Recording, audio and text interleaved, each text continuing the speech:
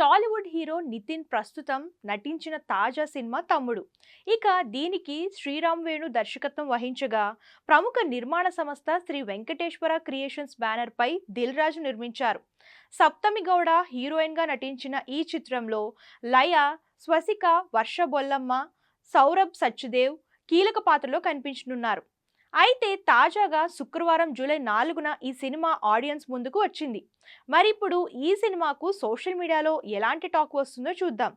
Starting నుంచి ఈ చిత్రానికి పాజిటివ్ రివ్యూనే వచ్చింది. విలువలతో పాటు మంచి ఎమోషనల్ రైడ్ పంచే సినిమా అని, ముఖ్యంగా చాలా కాలం తర్వాత ఈ మూవీలో నితిన్ తన కెరియర్లోనే అత్యుత్తమ ప్రదర్శన ఇచ్చారని, దర్శకుడు శ్రీరామ్ వేణు కథను చాలా గ్రిప్పింగ్ స్క్రీన్ ప్లేతో చాలా బాగా హ్యాండిల్ చేశారని, బీజిఎం బాగుందని అంటున్నారు. ఇక లయ, సప్తమి గౌడ, వర్ష బొల్లమ్మ యాక్టింగ్ బాగుందని అంటున్నారు.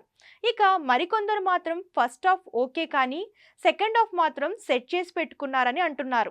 ప్రస్తుతం ఇందుకు సంబంధించిన ట్వీట్ నెట్టింట వైరల్ అవుతుంది.